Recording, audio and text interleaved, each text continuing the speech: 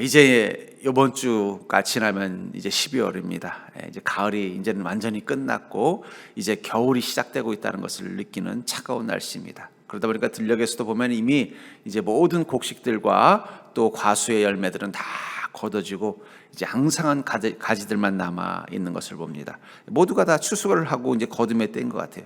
근데 저는 그 들녘에서 특이한 걸 봤어요. 왜냐하면 그 속에 비닐하우스들이 남아 있는 걸 보았습니다. 그리고 그 비닐하우스는 그 안속에 보니까 지금 세상은 모든 추운 겨울이 오는 이 땅 모든 걸 다 추수하고 거두고 열매를 거두고 이제는 차가운 겨울을 준비하고 있는데 그 차가운 겨울 땅, 그 논밭 위에 이 비닐하우스 속에서는 이 겨울에 거둬들일 열매를 위해서 무엇인가를 열심히 준비하고 있더라고요. 제가 그걸 보면서 문득 그 생각이 들었습니다. 어쩌면 그리스도인이 이 땅 가운데 산다는 것은 어떤 모습일까? 세상은 이제 추운 겨울이야. 이제 더 이상 거둬들일 것도 없어. 이제는 차갑고 추운 겨울과 찬 바람만이 불어오는 시절이야 라고 말할 때 우리는 그 한가운데서 마치 이 하우스 농사를 짓는 농부와 같이 그 겨울 한가운데서도 여전히 하늘의 열매를 수확하기 위해서 열심히 그 차가운 땅 위에 무엇인가를 심고 그 심은 것을 통해서 열매를 거두는 그 하우스 농사를 짓는 농부처럼 우리는 인생의 밭 위에 믿음이라는 비닐을 덮고 그 안에 성령의 열매를 거두기 위해서 애쓰고 있는 자입니다. 저는 어쩌면 그런 의미에서 성령의 열매는요, 세상의 봄, 세상의 여름, 세상의 가을이 아니라 세상의 겨울에 맺는 열매가 성령의 열매가 아닌가 싶어요. 왜냐하면 성경의 위인들 혹은 교회 역사 속에 보면 위인들이 놀라운 성령의 열매를 맺었을 때는 대부분 겨울이었다는 거예요.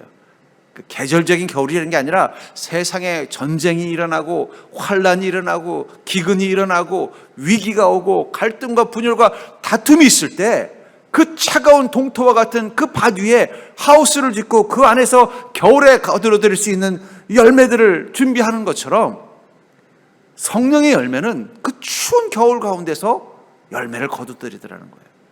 전 그래서 어쩌면 지금이야말로 우리 그리스도인은 세상이 좀 어렵다고 말하는 시간, 춥다고 말하는 시간, 힘들다고 말하는 이 시간이야말로 우리는 마치 그 하우스 농사를 짓는 농부처럼 무엇을 거두기 위해서 지금 심는 자예요? 영생의 열매를 거두기 위해서 성령으로 심는 시간. 저는 그게 지금이라고 생각합니다. 그러니까 여러분들 세상 사람들이 낙심할 때 아이고 인생이 겨울 왔다 그럴 때 우리는 뭘 해야 돼요? 이제 절대로 이제 농사 지을 때가 되었구나. 여러분 그리스도인은 그런 인생이라는 걸 기억하시기 바랍니다. 제가 성경에 나오는 위인들을 보고 또 교회사 역사 속에 나오는 그 신순전한 그리스도인들을 보면 그들은 대부분 세상이 겨울이라고 불리는 그때에 믿음의 하우스를 짓고 그 안에서 성령의 열매를 거둬서 그걸 가지고 세상의 기쁨이 되더라는 거예요. 저는 그래서 어쩌면 이 땅, 지금 세상이 좀 힘들다고 말하는 이 땅, 어렵다고 말하는 이 땅이야말로 우리가 더욱더 비닐 하우스, 마치 성령의 비닐 하우스를 만들어서 그 안에서 믿음의 비닐 하우스를 덮어서 그 안에서 성령의 열매를 위해서 무엇인가를 심는 그런 인생이 되어야 한다고 믿습니다. 그래서 오늘 본문에서도 뭐라고 말하고 있습니까? 오늘 본문에서 갈라디아 6장 7절부터 10절에 보니까 자기의 육체를 위하여 심는 자는 육체로부터 썩어질 것을 거두고 성령을 위하여 심는 자는 성령으로부터 영생을 거두리라. 지금이야말로 우리는 무엇을 하는 자예요? 성령을 위하여 심는 자가 되어야 되는 것입니다. 그리고 성령으로부터 무엇을 거두는 자라고요? 영생을 거두는 시간. 바로 지금부터 우리의 인생의 농사, 우리의 사명의 농사는 시작되고 있다는 것입니다. 그렇다면 성령을 위하여 심는 자로 산다는 것은 구체적으로 무엇일까요? 저는 이것을 통해서 여러분들이 성령의 사람이며 지금 세상에 겨울이 왔다고 부르는 이 시절에 우리는 지금이야말로 이제부터 무엇인가를 심고 열매를 거두는 준비를 해야 되는 인생이라는 사실을 깨닫는 자가 되기를 주의 이름으로 축복합니다. 먼저 성령을 위해서 심는다는 것은 바로 성령으로 행하는 방법으로 사는 것을 의미하는 거예요. 우리가 성령님을 위해서 심는다는 것은 어떤 의미냐? 성령으로 행하는 방법으로 우리의 삶을 살아야 된다는 거예요. 8절에 보니까 성령을 위하여 심는 자는 성령으로부터 영생을 거두리라. 성령을 위해서 심는 자는 무엇을 거둔다고요? 성령으로부터 영생을 거둔다. 영생의 열매는 내가 거두는 게 아니라 누가 거두는 것입니까? 성령으로부터라고 되어 있잖아요. 우리가 성령님을 위해서 심을 때 우리가 심었으니까 우리가 거두는 게 아니라 누구로부터 거둔다는 거예요? 성령님으로부터 영생을 거둔다는 거예요. 여러분 믿음은 무엇을 하는 게 믿음이 아닙니다. 믿음은 뭐예요? 예수님과 함께 하는 게 바로 믿음이라는 거예요. 요한복음 55장 5절에 보니까 나는 포도나무여 너희는 가지라 그가 내 안에 내가 그 안에 거하면 사람이 열매를 많이 맺나니 나를 떠나서는 너희가 아무것도 할 수 없음이라 하면서 뭐라고 말하고 있어요? 내 안에 거하라. 그게 열매 맺는 비결이라는 거예요. 우리 인생의 열매를 맺는 비결은요, 우리가 무엇을 해야 되나 고민하는 게 아니라 무엇에 고민해야 되나, 내가 어떻게 하면 주님 안에 거할 것인가. 그러면 열매는 어떻게 된다는 거예요? 맺는다는. 그래서 나중에는 뭐라고 말씀합니다. 나를 떠나서는 너희가 아무것도 할 수 없습니다. 주님과 함께 하지 않는다면 우리는 아무것도 할 수 없는 존재라는 것을 깨닫는 게 믿음이라는 거예요. 그러니까 여러분, 우리가 믿음으로 무장된다는 걸 뭘 고백하는 거예요? 우리 찬양 중에 주 없이 살 수 없네 죄인의 친구여. 그 주님이 없으면 살 수 없다라는 그 고백, 그게 바로 믿음이라는 거예요. 그 여러분들 안에 어떤 것이 있어요? 지금 세상이 어렵다고 말합니다. 거둘 것이 없고 거두기 힘들고 어렵다고 말할 때 우리는 무엇을 하는 자라는 거예요? 믿음으로 비닐을 친다는 거예요. 비닐하우스. 여러분, 이 하우스 농사는요, 이 겨울에 열매를 거둬야 돈이 되는 겁니다. 지금 아마 저 하우스에서는요, 지금 벌써 딸기 씨앗을 심는 분들도 있을 거예요. 왜요? 봄에 거두는 씨앗 딸기보다 겨울에 시장에 내놔야 딸기가 더 맛있는 거, 더 잘 팔리는 거예요. 냉이도 그래요. 봄에 들판에서 따는 냉이가 물론 향도 더 좋지만, 그러나 시장 가면 어떤 냉이가 더 값이 비싸요? 한겨울에 걷어서 그 백화점 같은 데 내놓는 과일이나 그 야채가 더 비싼 것처럼, 근데 그것은 차가운 땅 위에서 그대로 심어서는 되지 않아요. 이 겨울에 어디다 심어야 돼요? 비닐하우스에 심어야 된다는 거예요. 그게 믿음이라는 거예요. 우리는 지금 이 세상 속에서 믿음이라는 비닐하우스를 치고 무엇을 하는 거예요? 그 안에서 성령님으로부터 영생을 얻는 구원의 열매를 걷는 것입니다. 그것을 위해서 우리가 해야 되는 것은 무엇입니까? 믿음으로 행한다는 건 뭐냐는 거예요. 그건 내가 하는 게 아니라 내 안에 성령께서 행하도록 요청하고 그분 곁에 있는 게 믿음이라고 말하고 있다는 거예요. 그래서 갈라디아서 5장 25절에 보면 만일 우리가 성령으로 살면 또한 성령으로 행할지니. 우리가 성령님과 함께 동행하며 산다는 건 성령으로 행하는 것이다. 성령으로 행한다는 게 뭘까요?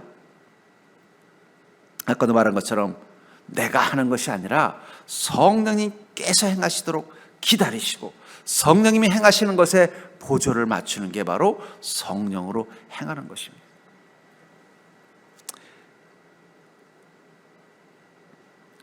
그렇기 때문에 우리가 우리 인생을 위해서 뭔가 하려는 마음을 가질 때 제일 먼저 가져야 되는 마음이 무엇이냐? 그것은 내가 어떻게 하면 성령님으로 행하는 자야 될까?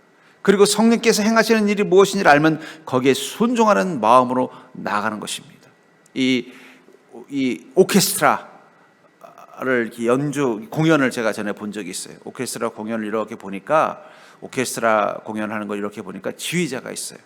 그 지휘자가 이 지휘봉을 딱 가지고 탁탁탁 치면서 이 앞에 있는 이 오케스트라 단원들에게 딱 집중을 시킨 다음에 싹 할 때 보면은요, 제가 이 지휘봉을 이렇게 쫙 내릴 때 제가 일부러 그 연주하는 뭐 이렇게 바이올리니스트, 뭐 플루티스트 이렇게 얼굴을 봤어요. 그랬더니 눈이 다 뭘 보고 있어요? 숨을 확 들이쉬고 오케스트라 그 지휘자의 손끝만 보고 있는 거예요. 보조를 맞추기 위해서. 지휘자가 내리는 순간부터 어떻게 돼요? 뭐 플루시면 플루스를, 바이올리니스트면 바이올린을 키려고 잔뜩 긴장하고 이렇게 하고 있는 거예요. 누구에게 집중하고 있어요? 지휘자에게 집중하고 있다는 거예요. 악보를 보지 않아요. 음악은 악보를 따라서 하는 거지만 악보를 보지 않고 누구를 보는 거예요? 지휘자를 보는 거예요. 계속 연주하면서 지휘자를 계속 봐요. 그래서 지휘자가 만약 예를 들면 바이올린이다. 그럼 이번 이쪽 음악은 바이올린이 좀 더 강하게 나가야 된다면 막 그쪽 바이올린 향해서 막 손을 흔들면은 그때부터 바이올린은 막 신명나게 흔들어대는 거예요. 또 플룻은 좀 잔잔히 불러야 된다면은 이쪽에는 이 지휘봉을 살살 하면요, 플룻을 부르는 플루티스트도 어떻게 해요? 숨을 최대한 죽여가면서 사서히 부른다는 거예요. 그게 바로 성령으로 행하는 거예요. 바이올린은 누가 켜요? 바이올리니스트가 킵니다. 플룻은 누가 불어요? 플루티스트가 불러요. 하지만 자기 마음대로 하지 않는다는 거예요. 누구의 지휘를 따라서 하는 거예요? 지휘자의 지휘봉을 따라서, 지휘봉을 든 지휘자의 그 지휘를 따라서 세게 불어야 할 땐 세게 불고 천천히 불어야 할 땐 천천히 불고 멈춰야 될 때는 강하게 멈추더라는 거예요. 그게 바로 성령으로 살며 성령으로 행하는 거예요. 하루하루 여러분들이 그렇습니다. 주님, 저는 주님의 악기입니다. 주님께서 연주하시는 대로 저는 가겠습니다. 그러려면 제일 먼저 중요한 게 뭐예요? 누구에게 집중하는 거예요? 지휘자인 성령께 매일매일 집중하는 신앙이 필요하다는 거예요. 그게 바로 성령으로 행하는 거예요. 만약에 그 지휘자를 믿지 못하는 그런 만약에 바이올리니스트가 있었다면 어떻게 할까요? 그 사람은 지휘자를 안 볼 거예요. 뭘 볼까요? 그냥 악보 보면서 그 순간 화음은 깨져버릴 거예요. 그렇죠? 성령으로 행하는 방법으로 사는 것, 그것은 우리가 성령께 집중하고 성령께서 내 인생을 향해 어떤 명령을 내리신가에 집중하면서 성령의 이끄심대로 가겠다고 고백하고 나가는 것입니다.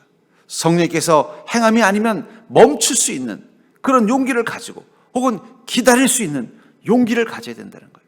그게 바로 성령으로 행하는 방법으로 사는 것입니다. 그런 순간 우리 인생에 맺는 열매는 뭐라는 거예요? 성령으로부터 영생의 열매를 맺는다는 거예요.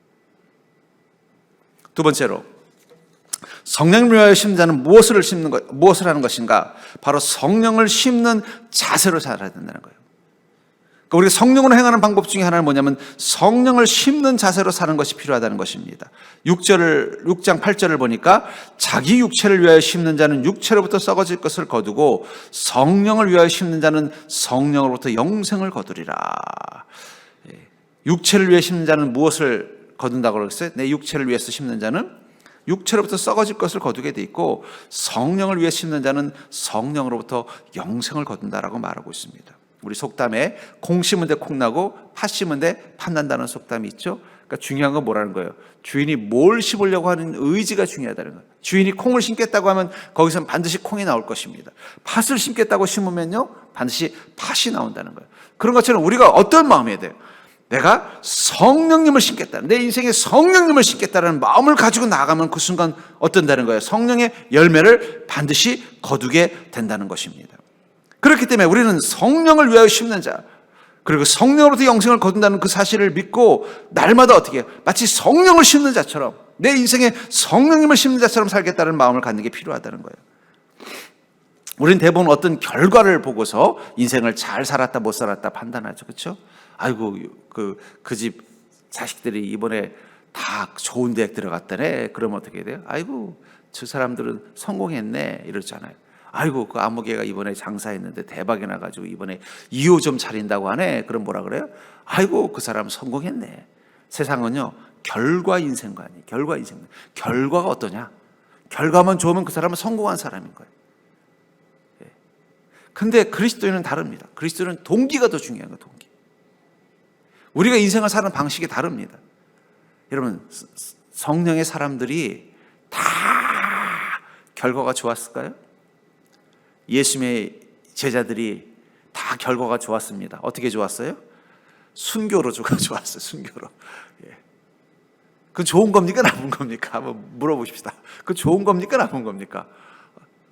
예수님을 가장 사랑했고 예수님의 은혜와 능력을 가장 많이 받았고 예수 그리스도의 영이 성령이 가장 강력하게 역사하시면서 수많은 교회들을 세우던 이 사도들을 이렇게 멋지게 살았으면 결과도 오래오래 잘 살고 행복하게 살다가 모세처럼 하늘로 휙 올라가면 얼마나 좋겠어요. 근데 그 11명의 제자들 다 하나같이 어떻게 제명에 못 죽었어요. 다 순교했어요. 다. 그럼 그 사람들은 실패한 인생입니까? 성경에 제가 교회의 역사를 보면요, 믿음의 부흥회 때 보면은요, 그 믿음의 사람들이 뭐 다 성공해서 잘 먹고 자식이 잘 되고 뭐 집안이 성공하고 이런 사람들도 있었지만 주님을 위해서 희생하다가 참 어렵고 고통스럽게 때로는 아이고 하나님 저렇게 믿음 좋은 사람을 왜 저렇게 불행하게 하십니까? 할 정도로 불행한 결론으로 끝나는 사람들도 많이 있었어요. 그럼 그분들은 세상의 그 결과론적 인생관으로 보면요 실패한 인생이에요. 그렇잖아요. 예수 믿었으면 자식들도 다 잘 되고 우리 이 1세 때 목사님들이 목회하느라고 정말 어렵게 목회하느라고 자식들 교육을 잘 못 시켰어요. 그러다 보니까 이 1세대 목사님 자녀들 중에 성공한 자녀보다는 실패한 자녀가 더 많습니다. 왜냐하면 좋은 직장, 좋은 대학 못 들어가고 학교 공부 못하고 좋은 직장 못 가니까 어렵고 힘들게 살고. 그러니까 또 그 의사사 목사님이 은퇴하고 나서 또 어떻게 돼요? 자녀들의 도움도 못 받으니까는 막 어렵게 노후를 생활하시는 분들도 많아요.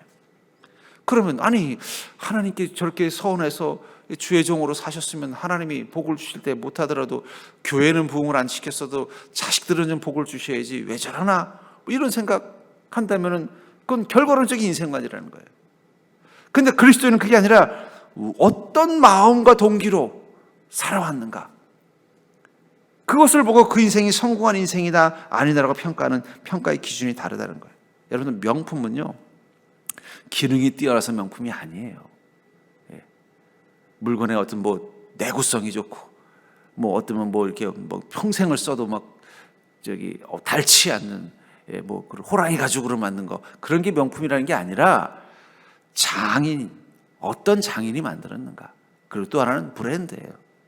어느 회사에서 만들어졌냐, 이걸 가지고 명품이라고 그러는 거예요. 여러분들 뭐 얼마 전에 제가 신문에 보다 깜짝 놀랐어요. 뭐 어디 뭐 회사의 가방 하나가 아파트 한 채 값이래. 16억 기사를 보면서 아니 무슨 가방을 16억, 그러면은 그 16억짜리 가방은 뭐 100년 1000년이 지나도 안 찢어지고 끄떡 없을까요? 아니에요. 그런 것도 조금 비맞으면 막 찢어지고 막 할 수 있을 거예요. 근데 어떻게 16억이라는 가치를 가져요? 그것은 그런 결과로 볼 수 있는 게 아니라는 거예요. 누가 만들었느냐. 뭐 예를 들면 뭐 위대한 장인이 자기의 마지막 작품이라고 생각하고 전심을 다해서 만들었고, 그것을 만든 회사가 가장 최고의 브랜드 1등급 명품이라고 하는 것처럼, 어떤 인생이 명품 인생이냐? 아이고 이 땅에서 그냥 고생 하나도 안 하고 하는 일들마다 다 잘 돼가지고 그냥 달리고, 몸도 얼마나 건강한지 100세가 됐는데도 막 마라톤에 나가도 끄떡없는 몸으로 그냥 찡찡하고 다니고, 뭐 자식들도 하나같이 다 인류대 나와가지고 다 승승장구하고 그냥 재산이 얼마나 많은지 자기 현금이 얼마인지도 모르고 살면은 그러면 성공한 인생이냐는 거예요. 그건 세상적으로는 성공한 인생이죠. 그러나 성령을 심는 인생이라는 동기적인 관점에서 바라보면 어떻게 돼요? 누가 쓰는 인생이냐? 하나님께서 우리를 쓰신다는 거예요. 성령님께서 우리를 한 땀 한 땀 우리 인생을 빚으신 것입니다. 그것을 통해서 누가 영광 받으셨어요? 예수 그리스도가 영광 받는 거예요. 메이드 인 지저스가 된 인생입니다. 그게 명품이 되는 겁니다. 성경의 위인들, 또 교회사에 나온 위인들 중에는 결과론적 인생관으로 봐서는 실패한 것처럼 보이지만, 동기론적 인생관으로 봤을 때는 그들은 하나님께서 그의 인생을 쓰셨고, 하나님께서 한 땀 한 땀 그의 인생을 만들어 가셨고, 그를 천국의 시민, 하나님의 자녀라는 메이드 인 지저스라는 브랜드를 딱 붙여주셨더라고요. 그래서 그들의 인생은 뭐예요? 성공한 인생, 명품이 된다는 거예요. 디모데서 4장 4절부터 5절에 보면, 하나님께서 지으신 모든 것이 선함에 감사함으로 받으면 버릴 것이 없나니 하나님의 말씀과 기도로 거룩하여 짐이라. 아마 이 어떤 음식이나 이런 부분들에 대해서 좀 이 디모데 교회에 이거는 부정한 음식이 아니냐 이런 거 가지고 논란이 있었던 것 같아요. 거기에 대해서 이 하나님께서 바울 목사님 통해서 뭐라고 말하냐면, 하나님이 지으신 것이라고 믿는다면 그것은 다 선한 것이며 그것을 감사함으로 받는 순간 그것은 가치 있는 것이 될 것이다. 왜냐하면 그게 바로 하나님의 말씀과 기도로 거룩하여졌기 때문이다.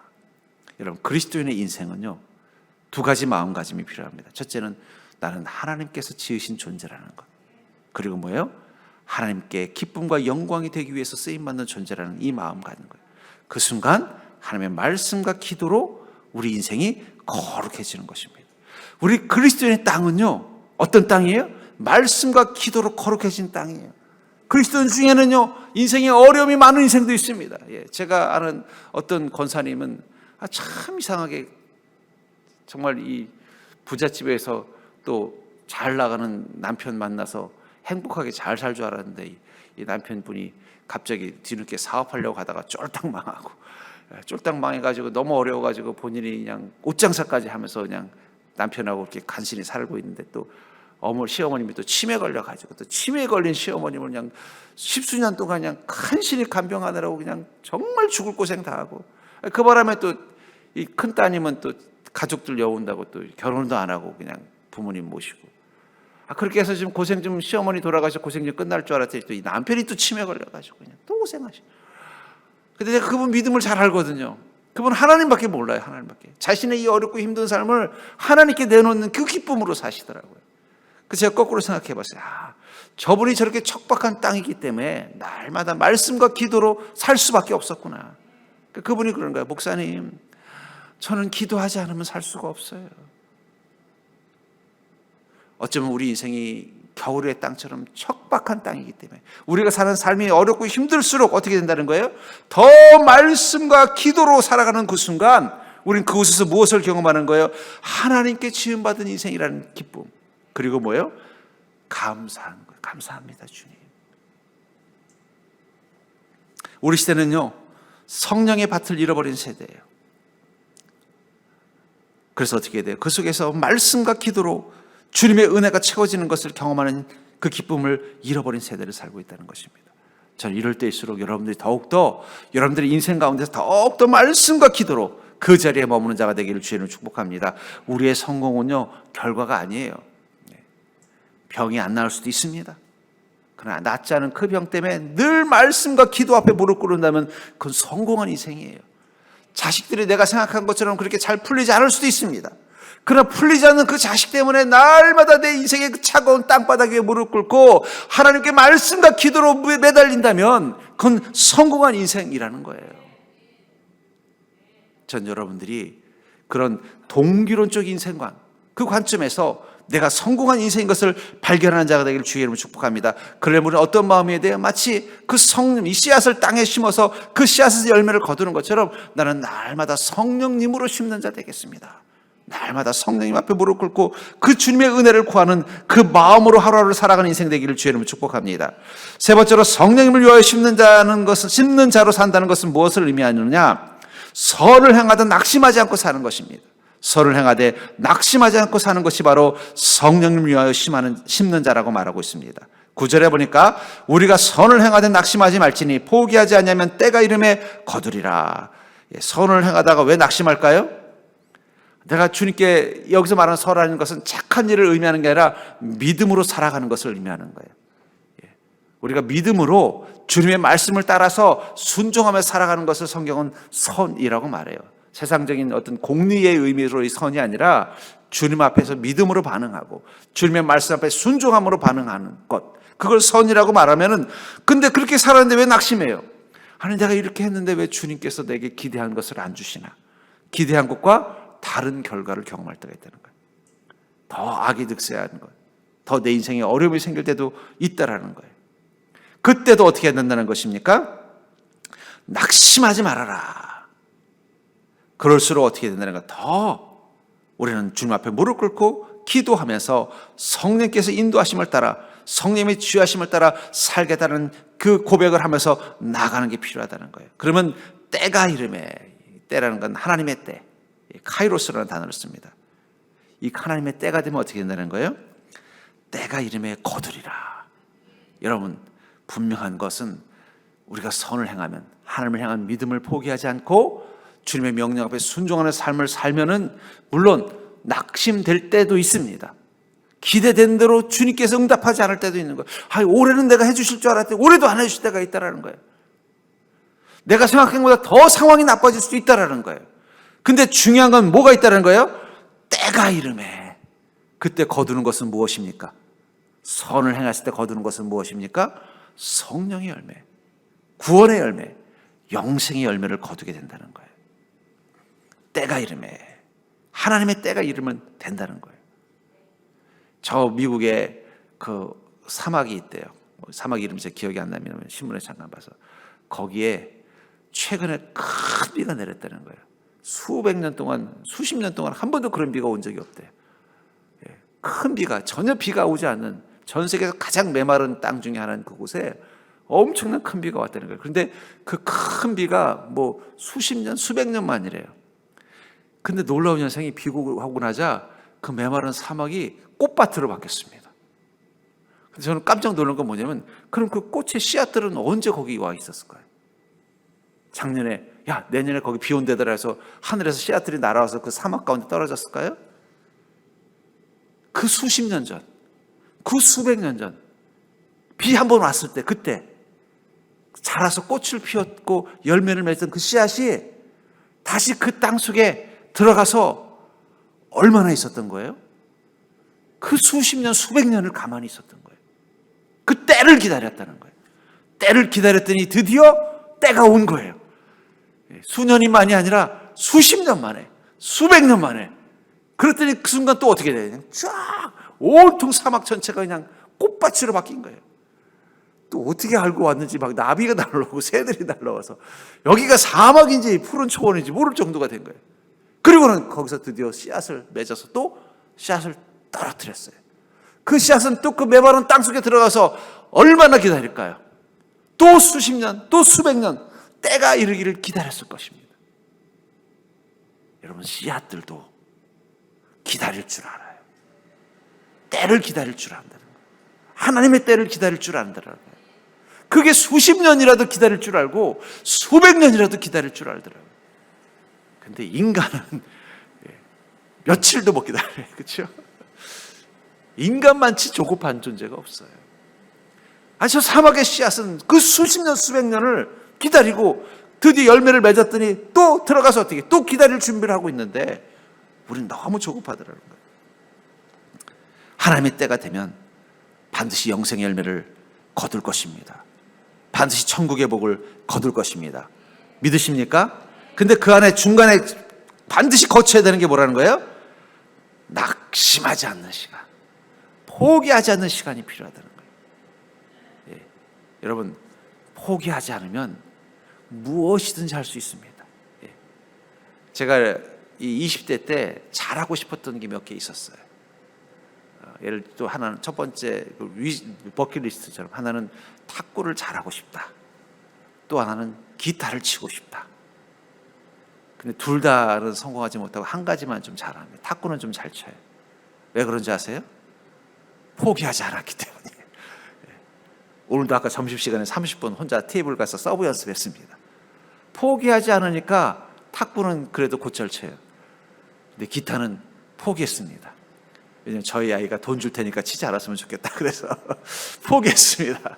하도 못 치니까 우리 아이가 아빠 내가 돈 줄 테니까 안 치면 안 돼. 그래가지고 그때 포기했어요. 만약에 포기하지 않고 못 치더라도 계속 쳤으면 어떻게 됐을까요? 제가 가끔씩은 제가 찬양 인도했을 텐데 포기했기 때문에 안 그래요. 저는 운동신경이 별로 안 좋습니다. 운동을 잘 못해요. 근데 탁구는 그래도 조금 자랑할 수 있는 이유가 뭐냐면 포기하지 않았기 때문이에요. 30년을 포기하지 않았어요. 30년. 하다가도 또 좀 바빠서 안 하더라도 포기하지 않고 요즘 좀 시간이 있는데 그럼 다시 좀 해볼까? 또 필요하면 또 레슨도 또 받아보고 포기하지 않았더니 잘 치게 되더라고요. 여러분, 하나님이 주는 구원의 열매, 그것은 반드시 여러분들 가운데 임하는 것을 믿으시기 바랍니다. 거기에 중요한 게 뭐라고요? 낙심하여 포기하는 그 마음. 낙심하지 말지니 포기하지 아니하면 때가 이름에 거두리라. 그렇다면은 낙심되다 포기하지 않기 위해서는 우리가 어떻게 해야 될까요? 첫째, 우리의 기대를 가지고 그 일을 하는 게 아니라 하나님의 약속을 신뢰하는 믿음 가지고 그 일을 해야 돼요. 야, 이거 하면 하나님 이렇게 주시겠지. 안 주실 수도 있어요. 다르게 주실 수도 있습니다. 내가 기대한 때 안 주실 수도 있어요. 그러나 중요한 건 하나님께서 말씀하셨으면 반드시 이루실 거라는 믿음을 갖는 게 필요하다. 약속에 대한 신뢰가 이제 내 기대감 가지면요, 우리 인간의 기대감은 늘 이 우물 앞에서 숭늉 찾게 돼 있어요. 인간은 하나님은 아직 줄 생각이 없는데 우리는 벌써 와서 언제 주세요 이렇게 한다니까요. 마치 우리 아이가 어릴 적에 아빠 나 이거 갖고 싶어. 그러면 아빠가 알아서 크리스마스 때 선물로 사줄게. 그러면요 벌써 여름인데도 불구하고 그거 언제 줄까 언제 줄까. 아직 크리스마스 때는 몇 달이 남았는데도 계속 저러는 거랑 똑같은 거예요. 우리는 기다리지 못해요. 우리는.